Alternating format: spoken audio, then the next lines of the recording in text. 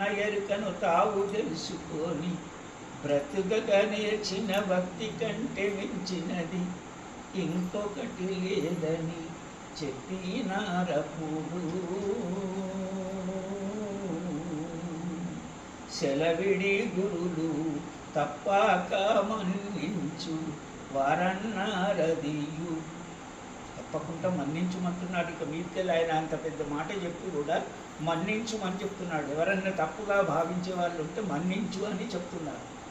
మరి తప్పుగా భావించేటటువంటి వాళ్ళు మన్నించుమని అడగడానికి కారణం ఏంటి కదా అంటే ఆయనకు ఎటువంటిది తెలిసిందో ఆయన అది భావిస్తున్నాడు, కానీ అది తప్పని మన్నించు అంటున్నాడు. మీదకెళ్ళి ఈయన చెప్పే తప్పని మన్నించమంటున్నాడు. శాస్త్రంలో ఇటువంటి గుర్తింపులు ఉంటాయి. వాడు ఎవరికి పడితే వాడు ఇష్టం వచ్చినట్టు భాష చెప్పుడు, ఇష్టం వచ్చినట్టు మాట్లాడడం, ఇష్టం వచ్చినట్టు చేయడం అని కాదు. గురువే నిత్యం, గురువే సత్యం, గురువే సర్వం, గురువే ఆత్మ, గురువే పరమాత్మ. గురి ఉన్నవాడికి అన్నాడు, మిగతా వాళ్ళకి కాదన్నాడు. ఎవరికి గురి ఉంటుందో వాడికి మాత్రమే సంబంధేశం అది.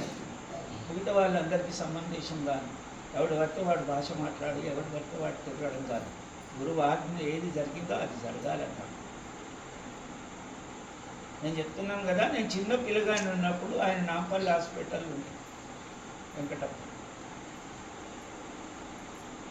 సిటీ అంతా తిరిగి దేవుడు ఆడుకొని పట్టుకుపోయినాడు శిష్యుడు.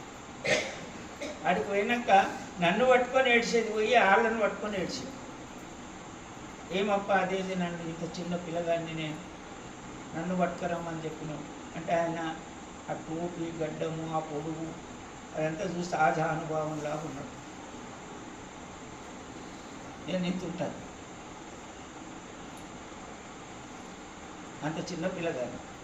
వాళ్ళందరికీ అయిపోయిన తర్వాత నన్ను పట్టుకొని ఏడ్చి, ఎందుకప్ప నన్ను పిలిచినావు, నేను ఏం చేస్తాను పిల్లగాని, నేను నీ ముందు నేనేం మాట్లాడకూడలేదు అంటే నీతోనే మాట్లాడాలి నా మనసు అయ్యింది అన్నాడు.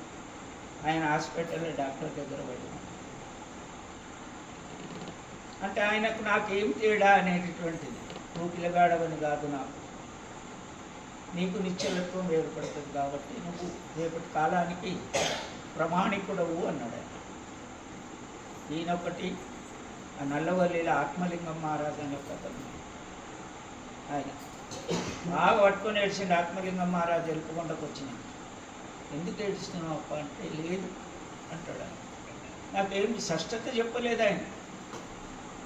నాగమ్మ నీకేమన్నా చెప్పిండావే అంటే నాకే ఏం చెప్పలే, వాడు ఎప్పుడు కనిపిస్తప్పుడు దండం పెట్టే అని చెప్పిండు అంతే. నాకు ఒక పారమ్మని అడిగితే పారమ్మ ఏమన్నది కదంటే, స్వామి నా స్వామి ధర్మాన్ని చెప్పగలిగే స్తోమత నీకుందని చెప్పిండు నాకు. మా ముగ్గురు మధ్యలో ఎంతసేపటి గుప్తంగా ఎన్ని కాలాల్లో గుప్తంగా ఉండదు. అంటే గుప్తము అనడానికి కారణం ఏంటి కదంటే వారికి తెలిసింది నాకు తెలియదు, నా గురించి వారికి తెలిసింది నాకు తెలియదు. అది నమ్మాలి. అంటే గురువులో ఉన్నటువంటి గుప్తాన్ని గ్రహించగలిగేటటువంటి ఆత్మీయత మనలో ఉండాలి. ఒకటిగా నన్న గురువు దగ్గరికి పోయినామో, దర్శనం చేసుకున్నాము, అన్నీ చేసినాము, వాళ్ళ గడప దాటమో లేదో మనకు వచ్చే భాష మనకే వస్తుంది. అట్లాగా గురువు అన్న భావన ఎల్లప్పుడూ ఎంటుండాలి.